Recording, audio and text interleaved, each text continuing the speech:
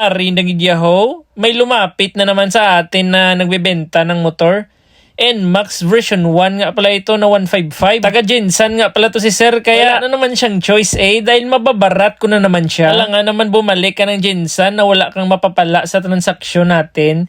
Siyempre, ibibenta mo talaga yan sa akin. At dahil makapal yung muka ko, sinabi ko na lang din kay sir na dalahin mo na din pati yung stock pipe para pag ibibenta ko na yung motor mo, malaki masyado ang magiging ginansya ko. Pero pagkarating ni sir, hindi niya dinala yung stock pipe niya.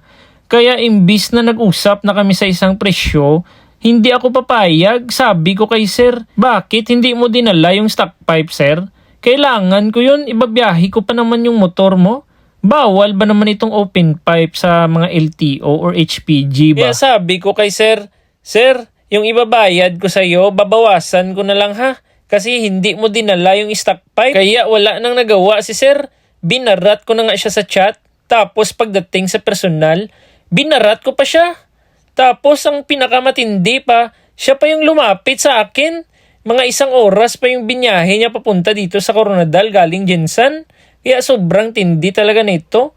Mamaya ang gagawin ko na lang, pupunta na ako ng simbahan at hihingi ng tawad. Dahil nasobrahan yata yung panlalamang ko dito sa kapwa. Pasensya na talaga. Hindi na maulit ngayon. Bukas ko na naman uulitin. Pero okay lang yan. Dahil pag ako na yung magbenta sa motor na to, yung makakabili nito, bibigyan ko din siya ng assurance at saka warranty. Ba dati 30 seconds lang yung binibigay ko na warranty. Ngayon dahil medyo makasalanan tayo sa nagawa natin at saka meron din tayong konting konsensya, ang bibigay ko na warranty nito sa makakabili nito ay 2 minutes warranty after payment.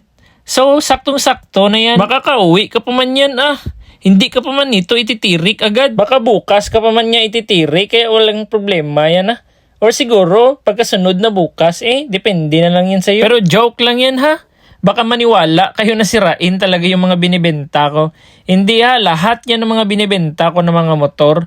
Very good condition yan lahat. Mapamakinaman at saka papel dapat original din. Tapos minsan pinapaganda ko pa talaga yung motor bago ko i-release. Dapat all function yan kahit yung mga konting switch na mga sira dyan. Aayusin ko muna yan bago ko yan binibenta. Kaya huwag kayong mag-alala. All goods lahat ng binibenta ko yung mga sinasabi ko kanina. Pang content lang talaga yun. Baka may binibenta ka ng mga unit dyan ng mga motor ng mga Rush. Sabihan nyo ako, PM nyo ako sa Indix Garage sa Facebook. At saka kung gusto mo din bumili ng mga motor, meron din akong maraming binibenta. PM mo lang pa rin ako sa page. Kaya salamat sa panonood. Yun lang.